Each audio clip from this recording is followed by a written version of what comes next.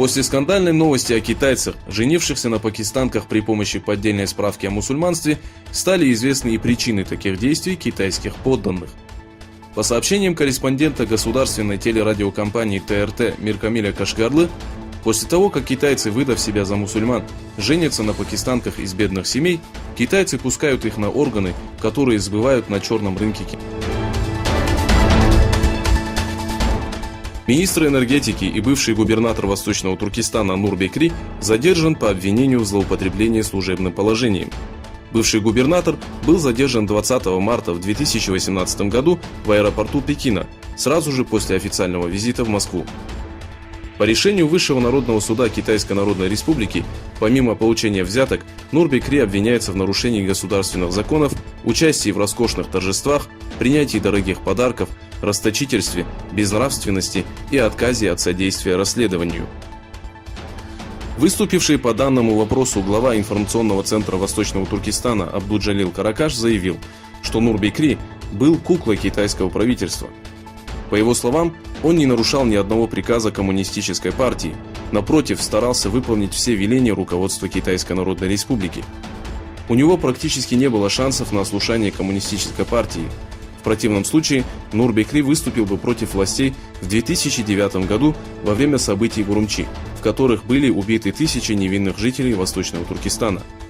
Такое отношение властей к Нуру Бекри только из-за того, что он уйгур, показывает, насколько жестоко и несправедливо китайское правительство.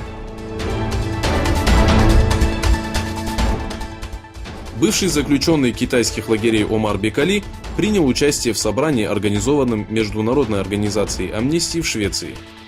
Бекали, который провел 8 месяцев в китайских лагерях, описал тяжелое положение заключенных и пыток, свидетелем которых он стал.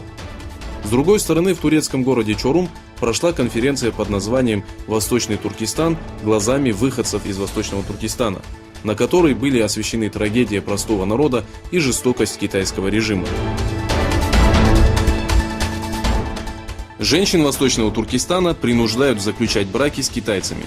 После того, как китайское правительство заключило в лагеря перевоспитания большую часть мужчин Восточного Туркестана и подселило в семьи узников по одному китайцу, власти ускорили процесс принудительного бракосочетания уйгуров с ханьцами. Поступившее сообщение о девушке по имени Альфира с фамилией Сяо подтверждает данный факт. Палата представителей США одобрила законопроект о прекращении поддержки Саудовской Аравии в Йемене, где в настоящий момент идет гражданская война. Документ, за который проголосовало 247 человек, будет передан для подписания президенту США.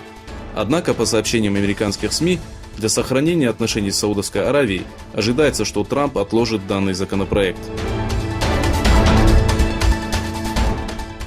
Премьер-министр Израиля Беньямин Нетаньяху заявил, что предложил взять контроль над сектором Газа нескольким арабским лидерам.